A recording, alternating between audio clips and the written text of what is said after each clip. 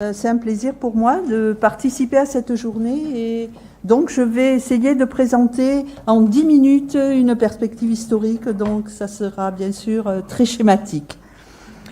Pourquoi une perspective historique? Parce que l'idée de pédagogie basée sur l'investigation n'est pas une idée récente. Et là, vous voyez sur cette diapositive le portrait de John Dewey, qui était un philosophe et éducateur américain, donc qui a été très actif au début du siècle et qui est considéré, avec en particulier une école expérimentale à Chicago, et qui est considéré internationalement comme un des pionniers dans ce domaine. Pourtant, la terminologie démarche d'investigation est une terminologie d'usage assez récent dans l'enseignement des mathématiques pour le moins. Elle s'est d'abord installée dans l'enseignement des sciences. Et finalement, si on considère notamment l'Europe, il y a eu un déclenchement, une montée en puissance à partir du rapport piloté par Michel Rocard qui avait été fait pour la Commission européenne et publié en 2007. Et effectivement, dans ce rapport, Michel Rocard et ses co-auteurs proposaient l'évolution vers des pédagogies basées sur les démarches d'investigation en sciences et la résolution de problèmes en mathématiques comme un levier, une possibilité pour lutter contre la désaffection constatée vers les carrières scientifiques en Europe, qui étaient considérées comme un risque pour la compétitivité économique de cette région. Et vous pouvez lire ici la seconde recommandation du rapport qui met clairement en évidence, effectivement, la promotion des démarches d'investigation. Alors, à partir du rapport Rocard, en fait, il y a eu le financement en Europe de très nombreux projets pour soutenir, pour développer, pour disséminer ces pratiques d'investigation. Voilà.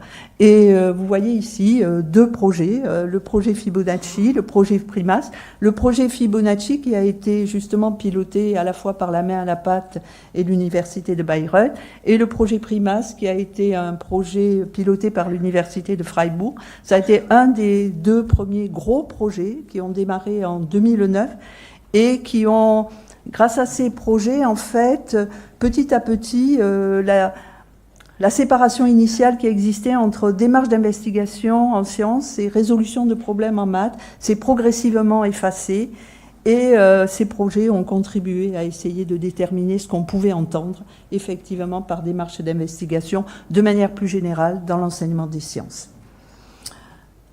Donc, alors je disais, c'est une terminologie récente en mathématiques, mais comme l'a déjà souligné Didier Roux, ça ne veut pas dire que ce ne soit une question récente pour les personnes qui s'intéressent, qui travaillent sur l'enseignement des mathématiques. Et notamment dans le cadre du projet Primas, avec un collègue danois, Morten Blomège, j'ai eu à mener une étude historique, justement. Et cette étude a bien montré que dès les années 70, des approches didactiques se sont développées en mathématiques, basées sur l'idée de permettre aux élèves de faire sens des concepts mathématiques en les faisant émerger de la recherche de réponses à des questions, intra- ou extra-mathématiques, de la résolution de problèmes. Étant en France, bien sûr, je ne peux manquer de penser aux travaux de Guy Brousseau, à la théorie des situations didactiques, aux multiples situations qui ont été créées et qui ont été expérimentées pendant 25 ans au Corem à Bordeaux. Mais je pourrais mentionner aussi le courant qui est connu aujourd'hui sous le nom de Realistic Mathematics Education, qui a été initié aux Pays-Bas par le mathématicien Hans Freudenthal et qui a diffusé internationalement dans de nombreux pays. Alors, démarche d'investigation. En fait, je ne vous donnerai pas une définition des démarches d'investigation, pour la bonne raison que ces définitions sont diverses. Et même, j'ai participé aux deux projets Fibonacci et Primas, et je peux vous dire qu'à la fin de ces deux projets, les définitions auxquelles nous sommes arrivés dans l'un et l'autre sont des définitions un peu différentes. Ce qui me semble plus important, c'est de mettre en avant des points communs dans ces définitions, en pensant aussi plus particulièrement à l'enseignement des mathématiques.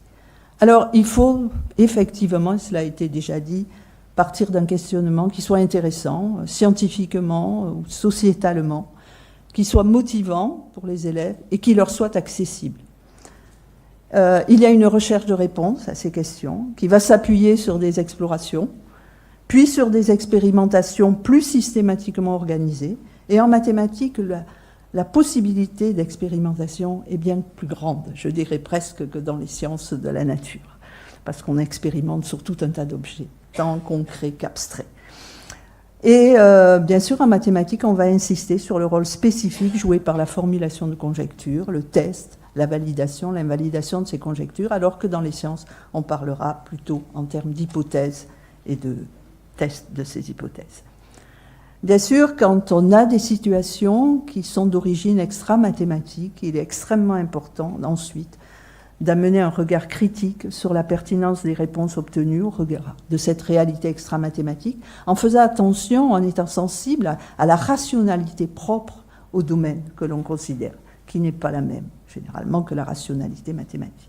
Et puis, ce qui est important aussi, c'est le rebond vers de nouveaux questionnements, la recherche de généralisation qui fait que l'investigation ne va pas rester une démarche complètement isolée. Alors, bon, des points communs, mais une diversité de formes et une diversité d'intentionnalités dont il faut être conscient. On peut mener une investigation pour soutenir le développement dans des domaines conceptuels mathématiques précis, regardant les nombres, la géométrie, la proportionnalité, tout un tas de domaines. On peut aussi, et c'est souvent le cas, mener l'investigation en mobilisant des savoirs appris ou en cours d'apprentissage pour répondre à des questions issues d'autres disciplines ou de la vie quotidienne, des questions sociétales et environnementales. Et bien sûr, le travail d'investigation qui sera mené contribuera à les consolider.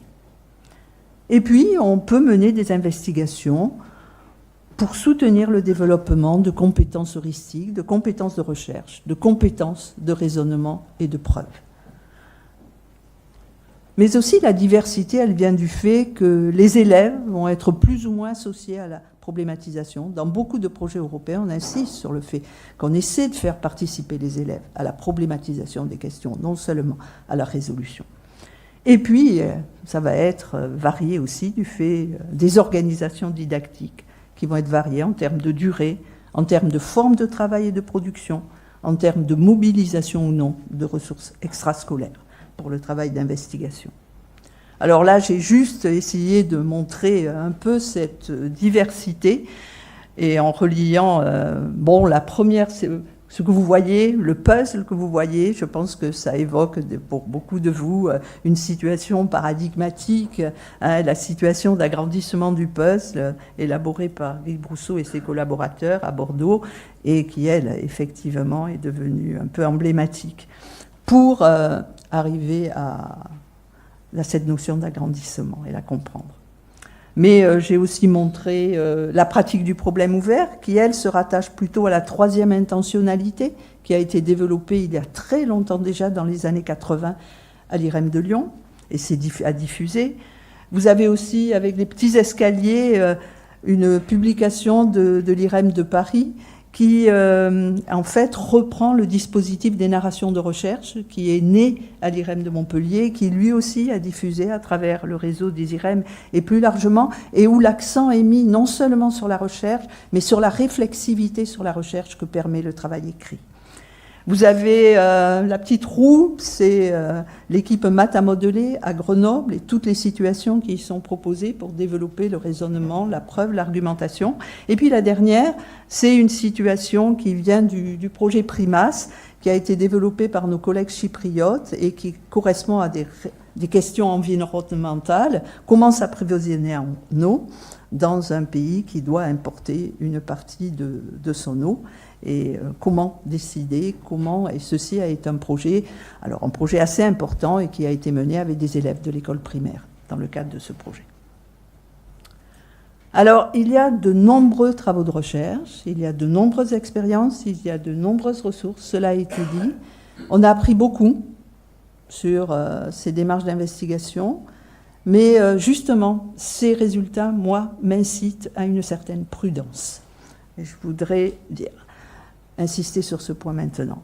Parce que ces résultats montrent la possibilité, effectivement, de faire vivre aux élèves, de façon épisodique, mais significative, des pratiques d'investigation.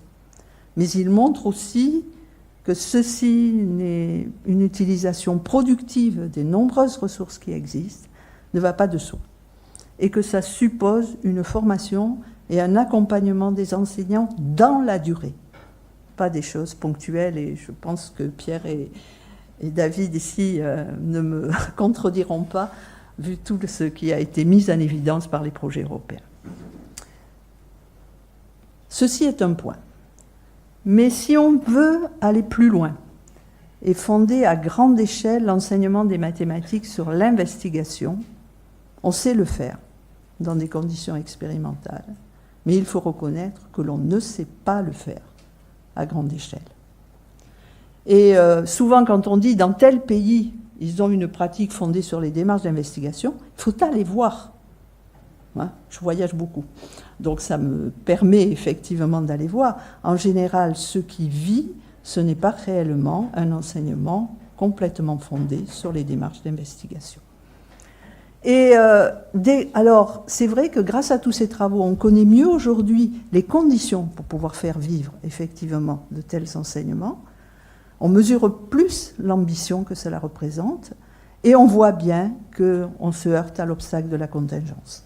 La formation des enseignants, les dispositifs et le temps, les moyens qui sont donnés à la formation continue des enseignants, et souvent des systèmes d'évaluation dont je dirais qu'ils ne sont pas investigation compatibles. Et on l'a bien montré, par exemple, dans le projet européen Assist-Me.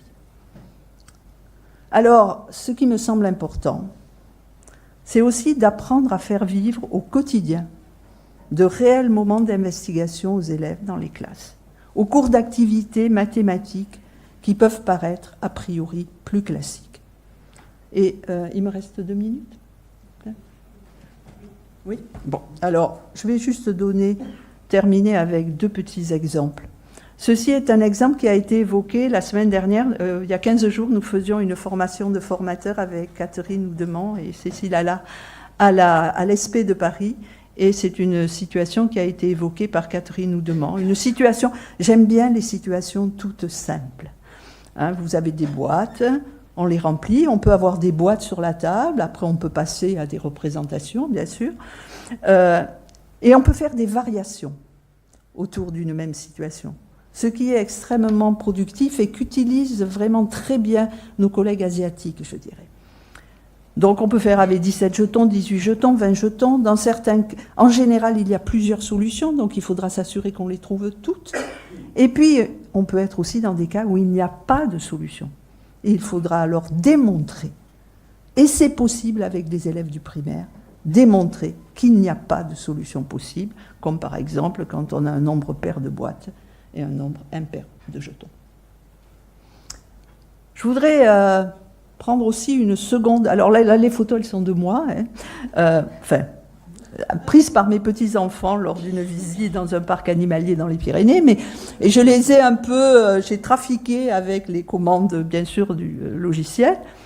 Mais en fait, ceci, c'est pour introduire, parce que je n'avais pas les photos originales, une situation qui a été popularisée à travers les leçons study japonaises, parce qu'on dispose de plusieurs vidéos de cette situation, et on voit très bien comment elle est exploitée dans ce contexte japonais. C'est pour introduire tout ce qui concerne donc les notions d'agrandissement, les notions de figures de même forme en géométrie. Donc, effectivement, souvent, je l'ai vu dans des classes là-bas, et on part de photos qui parlent pour les élèves. On leur demande, ça a la même forme, ça n'a pas la même forme. Alors, les élèves disent, non, celle-là, elle a grandi, celle-là, elle n'est pas grandi. On commence à discuter, puis ensuite, on passe à quelque chose qui est plus simplifié mathématiquement pour les élèves. Alors là, je l'ai dessiné avec GeoGebra. Bien sûr, quand on est à l'école élémentaire, les élèves, ils ont des rectangles en carton. Ils ne travaillent pas nécessairement avec GeoGebra, ils touchent du matériel. Et c'est très intéressant d'étudier cette situation parce qu'on peut la comparer à la situation du puzzle de Griboursseau, alors qu'on va avoir aussi des ambitions comparables, en particulier de rejeter le modèle additif familier aux élèves pour aller vers un modèle multiplicatif.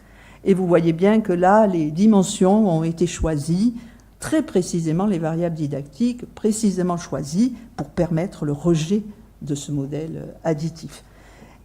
Mais ce qu'il y a d'intéressant en comparant les leviers qui sont utilisés dans les deux situations, c'est que dans cette situation, et cela correspond davantage effectivement à la culture japonaise, ce que l'on va essayer de mettre en évidence, c'est la diversité des procédures et des techniques qui peuvent être utilisées pour répondre à cette question, ces rectangles ont-ils la même forme? Bon, on peut prendre en compte les dimensions, mais les élèves qui vont aussi poser les rectangles les uns sur les autres, ils vont essayer d'aligner les coins, comme on le fait quand on tire sur le coin avec la commande de l'ordinateur. Ils vont essayer aussi de superposer les diagonales. Donc on va voir émerger toute une famille de stratégies pour rentrer dans cette idée, cette conceptualisation de l'idée de même forme, qui vont être basées sur les mesures, qui vont être basées sur les angles, et pas uniquement sur les mesures, et qui vont amener à travers les diagonales vers l'idée de triangle, dont le problème peut rebondir, etc., etc. Bon, je m'arrête là, c'était juste 2 exemples, il y en aura sans doute beaucoup d'autres dans la journée. Merci pour votre attention.